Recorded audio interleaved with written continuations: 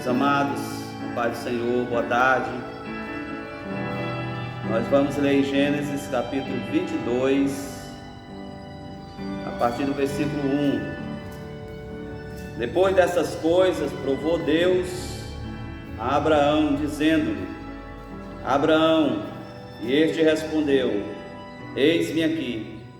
Então disse Deus: Toma o teu filho, teu único filho, Isaque, a quem amas, e vai à terra de Moriá. Oferece-o ali em holocausto, sobre um dos montes que te mostrarei. Levantou-se, pois, Abraão de madrugada, albardou o seu jumento, tomou consigo 2 de seus servos e a Isaque seu filho. Tendo cortado a lenha para o holocausto, partiu para o lugar que Deus lhe dissera. Ao terceiro dia levantou Abraão os olhos e viu o lugar de longe. O texto que lemos começa com uma expressão semelhante à expressão do capítulo 15, versículo 1, depois destas coisas. Isso indica que Deus se manifesta depois de alguns eventos acontecidos na vida de Abraão. No capítulo 15, Deus se manifesta no momento mais crítico da vida de Abraão. Momento em que ele está profundamente abatido, desanimado, diante das dificuldades enfrentadas desde o dia em que saiu da sua terra e do meio da sua parentela para, em obediência à ordem do Senhor, peregrinar sobre a terra. Aqui ele havia passado por uma guerra para libertar o seu sobrinho Ló, e tinha sido uma guerra muito difícil, porque ele se levantara para guerrear contra reis poderosos naqueles dias que estavam conquistando muitas terras. E ele percebe que com isto ele conseguiu fazer inimigos. A palavra de Deus para ele no capítulo 15, o texto diz assim: depois dessas coisas, bom que a vida daquele que teme a Deus sempre tem um depois. Sempre tem um depois. Nunca há um ponto final na história daquele que teme ao Senhor. E aqui, diante das dificuldades enfrentadas por Abraão, Deus diz: Abraão, não temas, eu sou o teu escudo, o teu galardão será muito grande. No momento em que ele achava que a sua vida tinha chegado ao fim, ele diz para Deus que o herdeiro de todos os seus bens é o seu servo, o Damasceno Eliezer. Já com um sentimento que parece que a vida estava chegando ao fim, e que as coisas pareciam que iam terminar daquela forma, Deus vem com a palavra de conforto, de incentivo. Levou ele para fora da tenda, mandou ele levantar a cabeça aos céus e contar as estrelas, se ele podia contar, pois assim seria a sua descendência. E é nesse capítulo 15 que Deus faz uma aliança com ele. E nesta aliança a palavra diz: e creu Abraão no Senhor, e isso foi imputado como justiça. Aqui Abraão crê, aqui há uma manifestação de fé e de confiança no Senhor, mesmo diante de tantas adversidades e lutas, diante da afirmação de Deus, ele crê, ele se agarra a esta fé, e é exatamente aqui que a justiça lhe é imputada por causa da fé. Então Deus fala com ele nesse momento de luta. Depois dos acontecimentos tristes e difíceis, Deus tem uma palavra para Abraão, Deus tem uma mensagem de encorajamento e de incentivo para ele. Quando nós chegamos no capítulo 22, o texto diz: depois dessas coisas. Mais uma vez Deus vem conversar com Abraão, depois dessas coisas. Lá, os acontecimentos que antecedem o capítulo 15 foram acontecimentos trágicos, difíceis, dolorosos, separação do sobrinho, situações as mais diversas de guerra, de privação, de fome, descida para o Egito, e uma série de acontecimentos bem difíceis. Aqui, depois dessas coisas, as coisas que aconteceram com Abraão foi as melhores coisas que já havia acontecido na sua vida. Quais foram essas coisas que aconteceram na vida de Abraão? O nascimento de Isaque. A melhor de todas as coisas foi o nascimento de Isaque. Quando Isaque nasceu, Abraão e Sara estavam como os que sonham, não acreditando que aquilo fosse real. Eles colocaram o nome da criança de Isaque porque esse era o estado de alma que eles estavam no momento. com alegria, e o motivo era de riso. Por isso eles colocaram o nome do menino de acordo com aquilo que Deus tinha ordenado. Isaac é riso, é alegria. Deus me trouxe alegria, Deus me trouxe regozijo. No dia em que o menino foi desmamado, Abraão deu um grande banquete para todos. Foi um grande banquete, foi um momento festivo, um momento grandioso. A coisa estava caminhando de forma tão favorável, a contento, de uma forma tão feliz, alegre. Era assim que Abraão se sentia diante das bênçãos de Deus. As coisas estavam se consolidando, as promessas de Deus se cumprindo, cada promessa se tornando cumprida, real na vida de Abraão, ele vendo aquela ação de Deus. E não só isso, Abraão vai se tornando um homem respeitado, um homem reconhecido, pois as suas riquezas aumentam, também aumentam os seus servos, e ele se torna um homem poderoso, de sorte que o rei Abimeleque quer fazer um pacto com ele, porque percebe uma coisa interessante com relação à vida dele. Abimeleque chega e diz assim: eu vejo que Deus é contigo em tudo que tu fazes. O que Abimeleque viu em Abraão? Ele viu que a bênção de Deus estava sobre ele e que tudo que Abraão estava fazendo estava prosperando. E Abimeleque, um homem inteligente demais, quer estar perto de pessoas, que verdadeiramente têm a bênção de Deus consigo. Quantas pessoas se cercam de tanta gente ruim, não sabe escolher suas amizades, não sabe escolher seus relacionamentos. Abimeleque não é bobo. Olha para Abraão e percebe que a bondade de Deus, o favor de Deus está sobre a vida de Abraão. Ele quer fazer uma aliança com Abraão, ele quer fazer um juramento com Abraão, ele quer se aproximar, construir um relacionamento, uma aliança diante de Deus. E a palavra diz que eles fizeram aliança, eles fizeram a aliança naquele dia, e Abraão ficou morando ali por muitos dias, porque Abimeleque percebeu que Abraão era um homem abençoado por Deus. As coisas que aconteceram, como diz o texto, depois dessas coisas, foram os acontecimentos mais maravilhosos da vida de Abraão. Tudo estava acontecendo de acordo com o que Deus havia lhe prometido. O herdeiro nasceu, o filho da promessa, Isaac estava com ele podia segurar o menino nos braços e sentir o favor de Deus sobre a vida dele de uma forma tão grandiosa, que na velhice, com 100 anos de idade, ele podia brincar com seu filho no colo e saber que aquilo era a promessa de Deus para a sua vida. Aqui nós temos o texto dizendo: depois dessas coisas, Deus agora vem falar com Abraão. A palavra de Deus para Abraão é uma palavra difícil, porque agora aqui Deus não está respondendo aos anseios de Abraão. Deus não está aqui respondendo às aspirações de Abraão. Quem tem aspirações aqui é Deus. Quem faz o pedido aqui é Deus, não é Abraão. Deus chega para Abraão e diz assim: Abraão, e este respondeu: eis-me aqui. Depois dessas coisas, tem muita gente que quer ouvir a voz de Deus no momento da luta, da aflição, da dor, da angústia, da tribulação. Quando tudo dá errado, todo mundo quer que Deus fale alguma coisa. As pessoas correm de um lado para o outro em busca de mensagem da parte de Deus, uma profecia, uma mensagem de orientação. Quando eles estão na luta, quando estão no seu momento melhor, parece que ficam surdos, parece que já não tem mais anseio de ouvir Deus falar, até tem medo que Deus fale, porque acham que o que Deus vai falar tem a ver com a privação do conforto, da comodidade em que estão vivendo. Então muita gente não escuta a voz de Deus quando as coisas estão bem, favorável. Mas o que nós temos aqui é um Abraão, que quando Deus diz assim: Abraão, ele diz: eis-me aqui. Numa atitude de prontidão, numa atitude de se colocar à disposição de Deus. Eis-me aqui é se colocar à disposição, não é apenas se apresentar, não é apenas se colocar como alguém que está presente, mas dizer: eis-me aqui, estou aqui para ti. Ele se dispõe, há uma disponibilidade aqui para Deus. Eis-me aqui, sem que soubesse o que Deus havia de falar, ou pedir, ou orientar ele já se dispõe, ele está pronto para Deus. Deus não precisa aqui, antes, ter que descrever qualquer plano, qualquer projeto, detalhar, qualquer que seja as coisas, porque na verdade Abraão já se prontifica.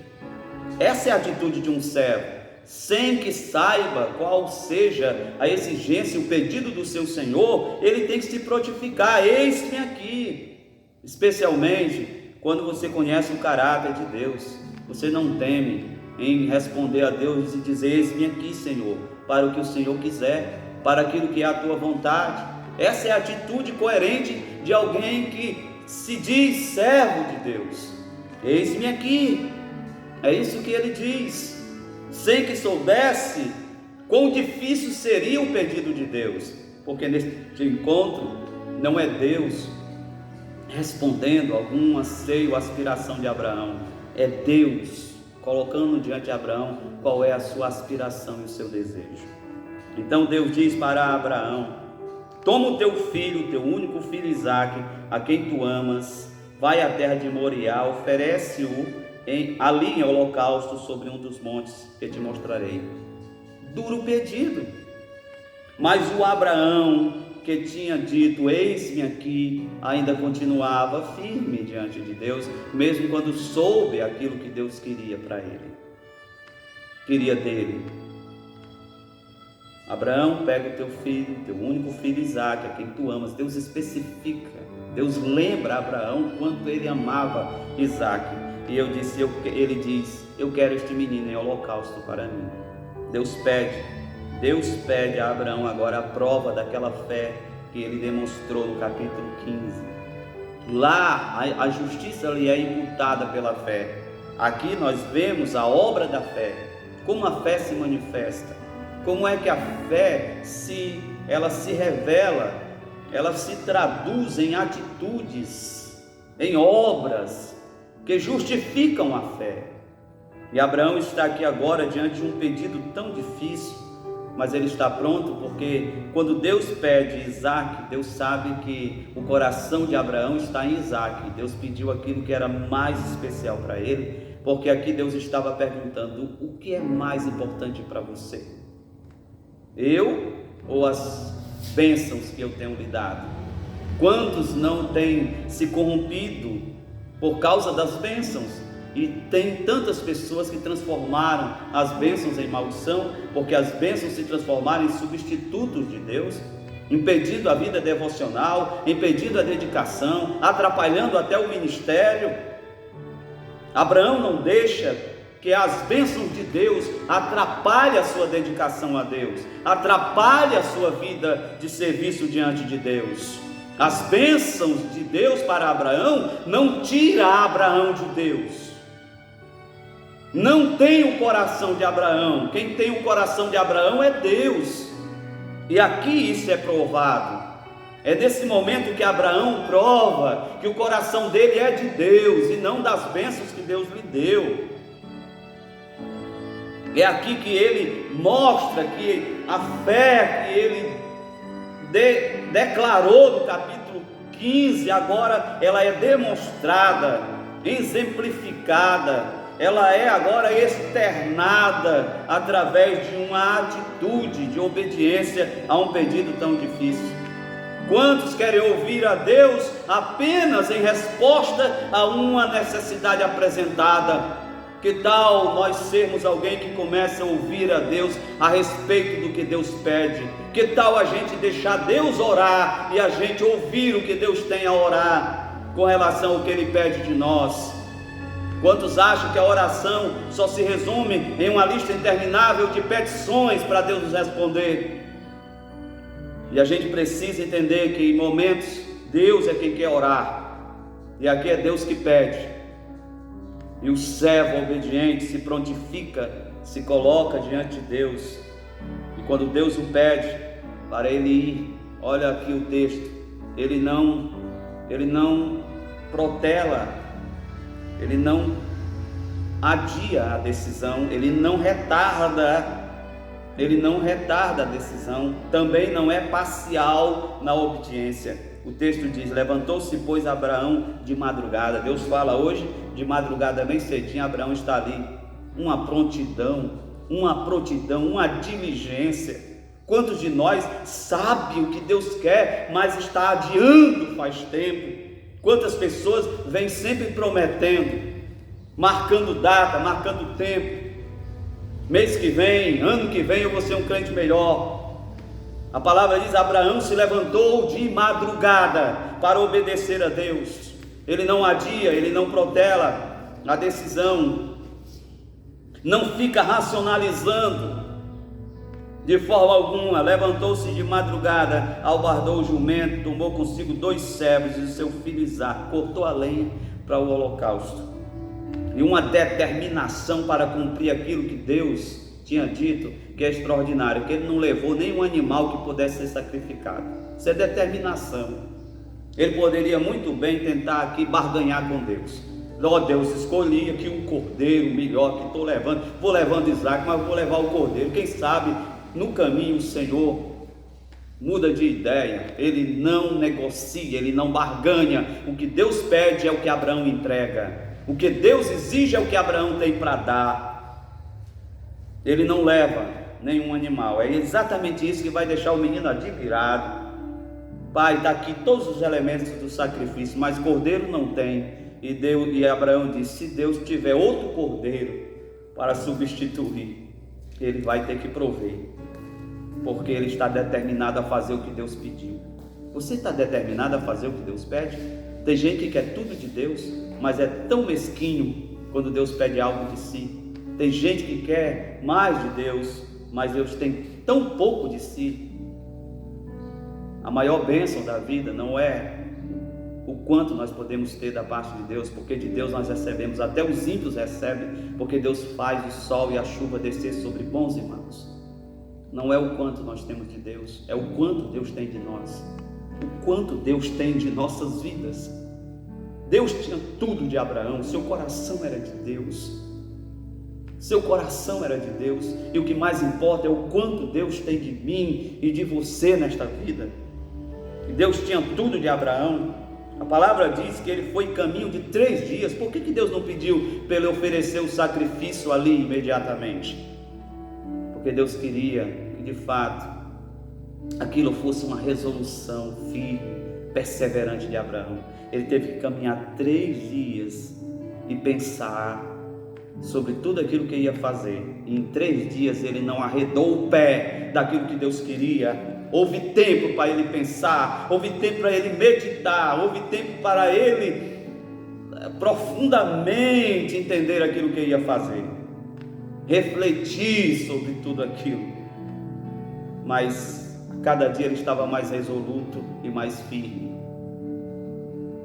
Poderia Deus ter dito: vá lá na sua casa, traga o menino aqui e faça o sacrifício. E talvez num ato de muito entusiasmo diante da experiência da presença de Deus, fosse mais fácil para Abraão fazer aquilo.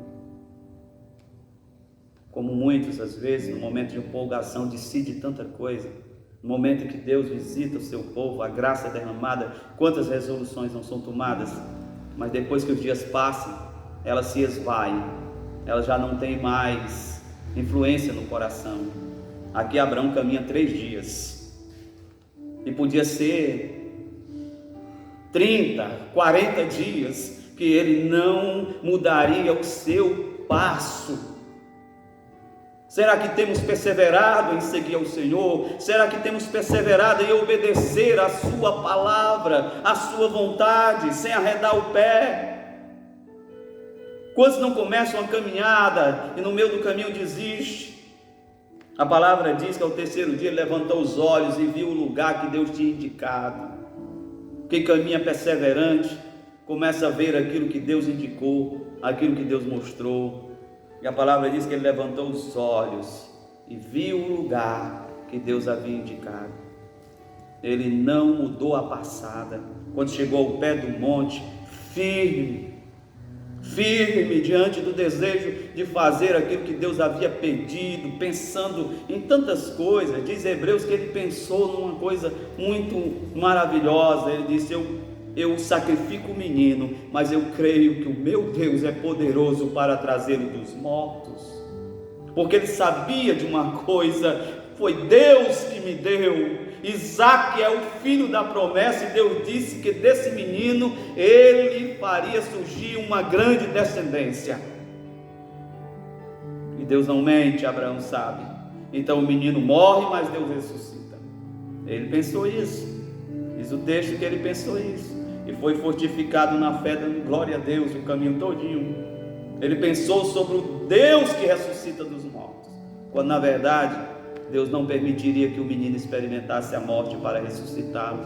Deus o livraria da morte, diante da fidelidade de Abraão. E a palavra diz que eles caminharam juntos. Como é maravilhoso quando a família caminha junto nos propósitos de Deus. Eles caminharam juntos. Eles disseram, quando chegaram ao pé do monte, numa resolução, disse: fiquem aqui, nós vamos ali, vamos adorar. Veja só, o sacrifício de Abraão é adoração para Deus. Ele disse: eu vou adorar. E adorar entregando, adorar doando, adorar sacrificando. Quantos vêm para o culto pensando que eu vou receber? Como é que Deus vai me abençoar? Como é que Deus vai resolver meus problemas? Abraão foi lá para deixar o que havia de mais precioso para a vida dele no seu culto, mas ele disse, entregando tudo, isso é adoração para Deus. Quantos não vão para os ambientes de adoração e o desejo do coração é o que vou receber? O que Deus tem para mim? Abraão não, vai lá para adorar, e a palavra diz que eles vão juntos. Como é lindo quando a família compartilha os propósitos de Deus, o ideal de Deus. Isaque nunca desperdiçou a oportunidade de aprender com seu pai como é que se adora. Ele foi esperto, ele olhou para os elementos do sacrifício, também não aceita novidades. Não, ele podia pensar, não, o pai deve ter uma novidade, uma inovação aí, uma coisa nova para fazer, por isso que ele não tem o cordeiro. Mas pai, o culto a Deus é fogo, é lenha, é cordeiro. Fogo, lenha eu estou vendo, mas cadê o cordeiro? Isaque nunca desperdiçou a oportunidade de absorver os ensinamentos, de entender como é que funciona a vida com Deus. A sensibilidade dele aqui ao pé do monte é incrível, mas ele vai caminhando junto, mesmo sem compreender o que está acontecendo, ele vai caminhando junto. A entrega de Isaque é impressionante. Isaque já é um rapaz forte, robusto, diante de um velho de 100 anos, mas a palavra diz que Abraão amarrou o menino, colocou sobre o altar. Ele se entrega. Isaque é aqui o tipo de Jesus que se entregou. Foi atado, mas não foi maniatado. Não foi maniatado. Ele se entregou. Ele é colocado sobre o altar. Ele se entrega nesse momento. Por isso, Deus amou Isaque de uma forma muito especial. Por isso que a vida de Isaque foi uma vida pacífica, debaixo da bênção de Deus. E quando Abraão quer sacrificar o menino sobre o altar, Deus brada lá do céu para defendê-lo. Não toque nele, não faça nenhum mal ao menino. Eu agora sei que tu temes a Deus e que o teu coração pertence ao Senhor. Nesse momento aqui, Abraão consuma o seu ato de demonstração de amor por Deus no alto nível. Deus nunca mais vai se esquecer disso. E aqui ele é chamado de amigo de Deus, porque amigo é aquele que entrega, aquele que se doa. E aqui Abraão consegue ser chamado de amigo de Deus, porque é alguém que é parceiro, companheiro, corresponde. E é isso que nós vemos aqui nessa lição tão preciosa. Você é capaz de ouvir Deus nos seus momentos mais felizes da vida? Abraão estava festejando, alegre com tudo. Deus disse: Abraão, tem uma coisa a lhe pedir. Eu quero pedir a razão da sua alegria. A razão da sua alegria. Você me dá? E Abraão disse: dou, Senhor, porque o que eu tenho é a ti, como meu bem maior. Que esta lição fique em nosso coração nesse dia. Que você aprenda a viver uma vida de entrega para Deus, de obediência ao Senhor. Deus lhe abençoará maravilhosamente. Que à medida que Deus tiver mais de você, você terá mais de Deus, cada vez mais.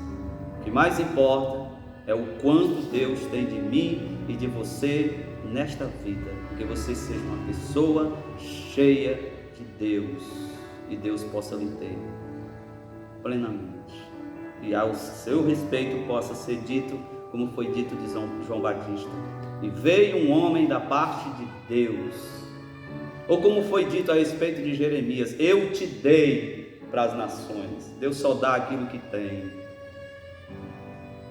Que Deus possa nos ter, que Ele seja o nosso dono. Deus deu a Abraão para ser uma bênção para todas as nações do mundo. Que você seja um presente de Deus, uma dádiva de Deus, porque Deus quer lhe ter para lhe dar como dádiva para este mundo. Deus abençoe os irmãos, que todos tenham uma tarde maravilhosa e abençoada. Abençoe as vidas com esta palavra. Compartilhe para você abençoar outras vidas que estão precisando de conforto, precisando de consolo neste momento difícil, para que a bênção de Deus seja derramada nos corações. Soberano Pai, eterno Senhor, eu te agradeço, ó Deus, por mais esta oportunidade que o Senhor nos concede. Obrigado por estar junto com os teus servos neste momento, ministrando esta palavra. Que o Senhor possa confortar os corações dos teus santos, que eles tenham uma tarde abençoada e feliz debaixo da tua graça. Que os nossos corações sejam inteiramente teus, Senhor. Seja inteiramente teu, ó Deus. Porque o mundo, Senhor, ainda está para ver, como disse alguém, aquilo que Deus pode fazer, Senhor Deus, através, Senhor, na vida daquele que é, Senhor Deus, totalmente entregue a Ti. É isso que eu te peço, Senhor, e te suplico, Pai, em nome de Jesus. Amém. Meus amados, a paz do Senhor, até a noite, em nome de Jesus, no nosso culto de ensino.